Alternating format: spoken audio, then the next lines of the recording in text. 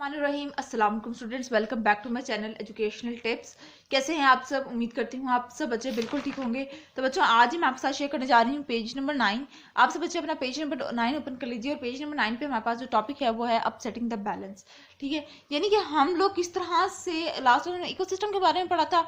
ठीक है, और आज मैं आपके साथ डिस्कस करूंगी कि हम किस तरह से अपने इको सिस्टम को डिस्टर्ब कर रहे हैं, किस तरह से वो डिस्टर्ब हो रहा है, जिसकी वजह से हमारे पास ग्लोबल वार्मिंग हो रही है, हमारे पास क्लाइमेट चेंज हो रहा है, क्या वजह क्या है, किस तरह से हम लोग क्या हरकत है हमारी जो कि बैलेंस को इकोसिस्टम के डिस्टर्ब कर रहा है। तो चलिए स्टार्ट करते हैं अपना आज का lecture. In a balanced ecosystem, photosynthesis and respiration will keep the oxygen carbon dioxide level in the atmosphere steady. ठीक है, अब वो कह रहे हैं कि हमारे पास जो बैलेंस्ड इकोसिस्टम की अगर हम बात करें तो वहाँ पे हमारे पास दो अमल यानी फोटोसिंथेसिस और रिस्पायरेशन एक ऐसा अमल है कि ये कार्बन डाइऑक्साइड के और ऑक्सीजन के लेवल को हमारी एयर के अंदर, एटमॉस्फेयर के अंदर इक्वल रख रहा है। ठीक है, unfortunately things are no longer that simple. लेकिन आज की अगर हम लोग करंट दौर की बात करें तो चीज़ें इतनी सिंपल नहीं रही। ठीक है, इन द पास्ट 200 years और so the industrialization of the world has grown. ठीक है, अगर हम लोग आज से 200 साल पहले की बात करें, ठीक है, तो क्या हुआ, हमारे पास इंडस्ट्रीज डेवलप्ड हो गई, इंडस्ट्रीज बनना शुरू हो गई। अब मेन जो फसाद था ना वो इंडस्ट्री से शुरू हुआ। As human population rise all over the world, more and more fossil fuel are being burn whilst at the same time huge area of jungle and forest are being cleared for agriculture। ठीक है, अब वो कह रहे हैं फिर इंसानों की पॉपुलेशन ज़्यादा हुई। ठीक है, तो क्या हुआ, फॉसिल फ्यूल हम लोग ने बर्न करना शुरू कर दिए। फिर हमने एक और नेकी की कि हमने जंगल काटना शुरू कर दिया, क्या, ताकि हम लोग अपने एग्रीकल्चर लैंड के लिए इस्तेमाल करना शुरू कर दें, अपने होम और शेल्टर के लिए इस्तेमाल करना शुरू कर दें।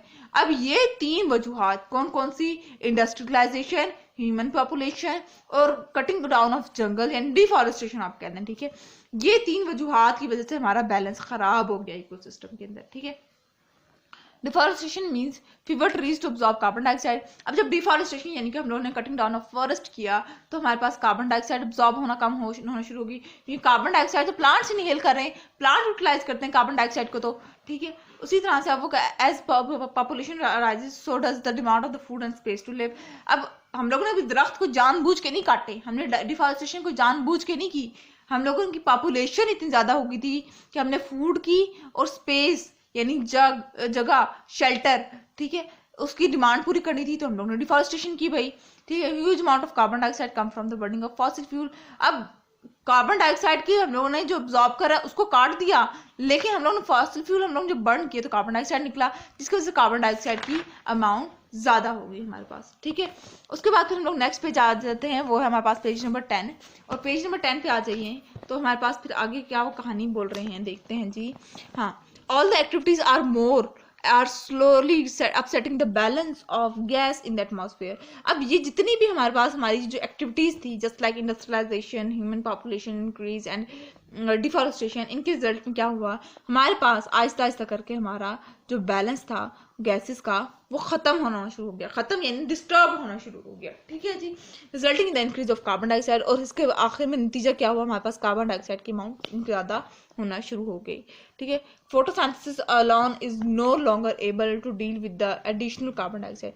अब सिर्फ जो हम लोग कहते हैं ना फोटोसिंथेसिस का भी तो सवाल ये आ जाता है, फोटोसिंथेसिस का अमल है, प्लांट तो यूटिलाइज कर रहे हैं, जो हमारे पास हैं प्लांट्स वो तो यूटिलाइज कर रहे हैं, लेकिन अब इतनी ज्यादा कार्बन डाइऑक्साइड, इतने थोड़े से प्लांट अपनी कितनी खुराक बना लें, उसके लिए से एडिशनल कार्बन डाइऑक्साइड को नहीं वो संभाल सके। ठीक है, so the gases remain in the atmosphere where it act like a layer of insulation keeping heat in, just like the glass in the greenhouse। For this reason carbon dioxide is called greenhouse gases।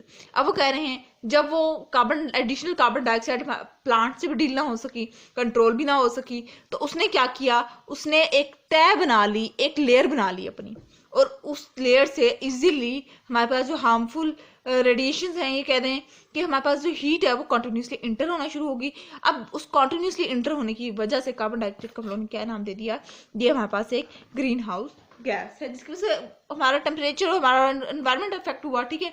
In the past green house gases has been very very useful in keeping the earth warm enough for human life. अगर हम लोग past years की बात करें, past में तो सब कुछ ही खैर अच्छा था, ठीक है।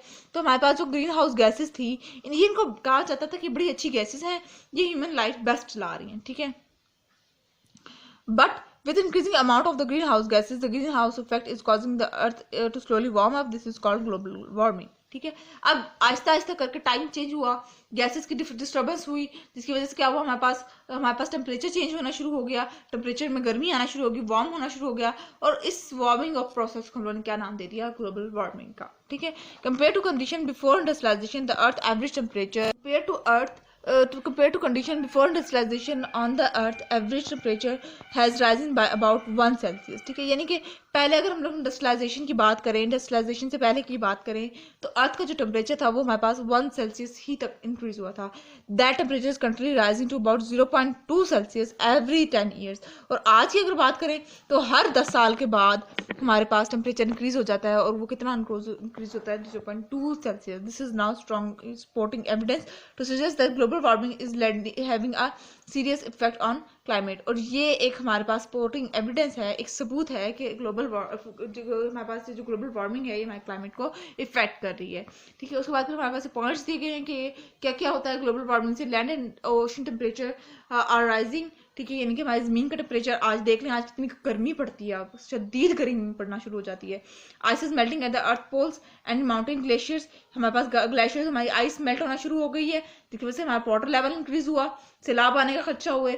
Water level are rising in low lying areas of the world, वही बात, वाटर लेवल इंक्रीज हो रहा है जब ग्लेशियर्स मेल्ट हो रहे हैं ज़्यादा, और ग्लेशियर्स की मेल्ट हो रहे हैं टेम्परेचर ज़्यादा होने की वजह से।